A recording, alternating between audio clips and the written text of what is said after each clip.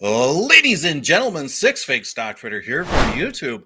And in today's video, we're going to be talking about Origyn, which is built on Dfinity's internet computer. Now, there's some big names like Paris Hilton and other venture capital firms behind this project. It's going to get really interesting really quick. So let's get into this.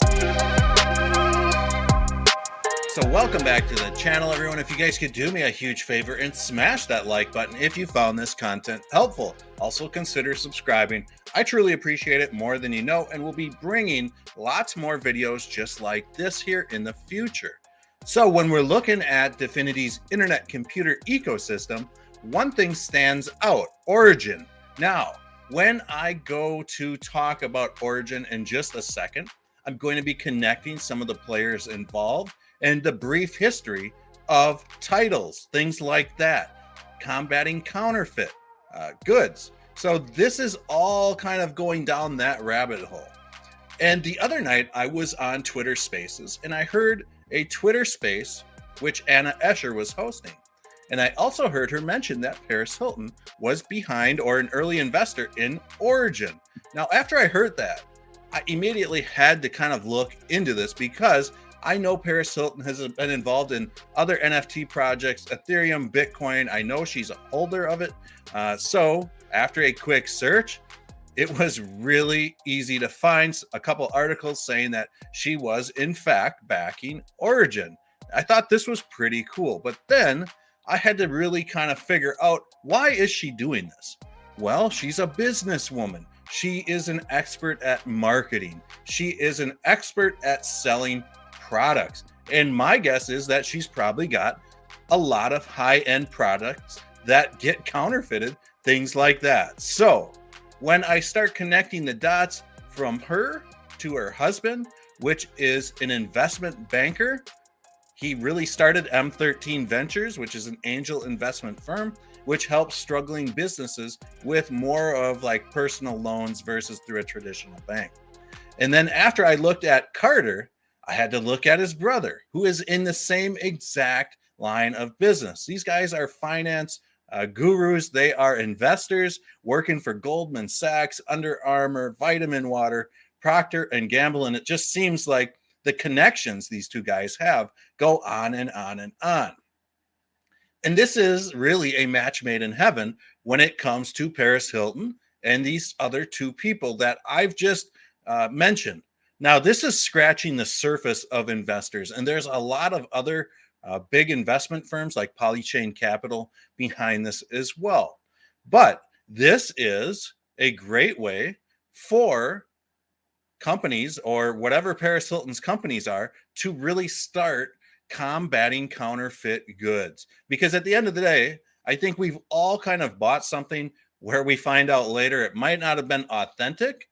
And if we can go send or sell a high-end gift bag or something like that, or a purse through eBay or whatever the channel of store is, we can then transfer that NFT title to the other person so they have custody of that title and the product. Now, there might be some sort of serial number written on whatever it is that is being sold, but the list goes on and on of things that you could really apply this to.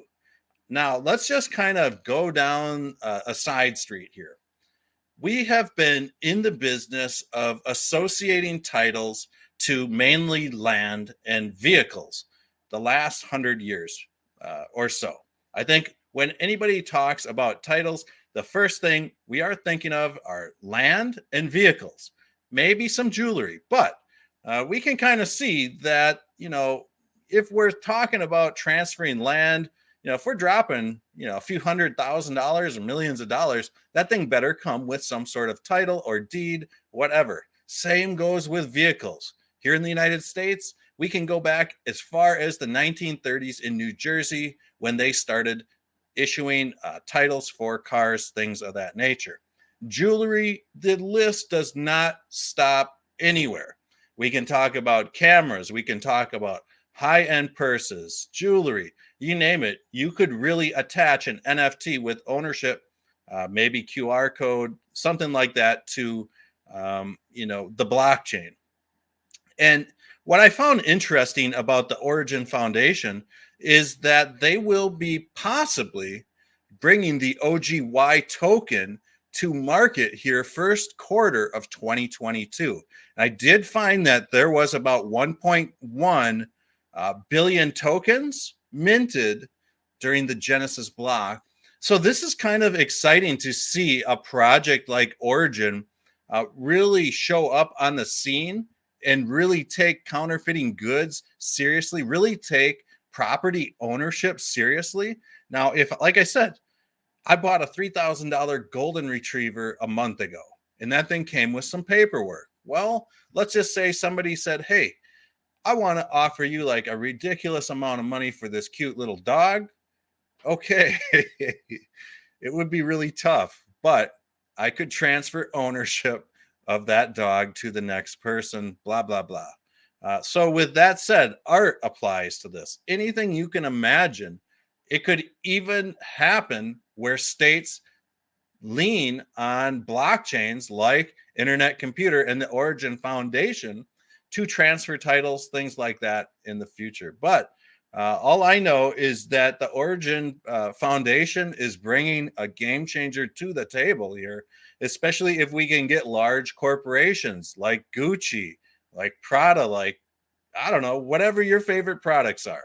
Canon, that's the camera I'm using right now. So you guys can kind of see how this really opens up Pandora's box, and this is going to just knock everyone's socks off. So this is going to be really interesting to kind of follow this project, see if there's any other players that kind of step in, and to see if they do launch that token or offer it to the public here first quarter of 2022.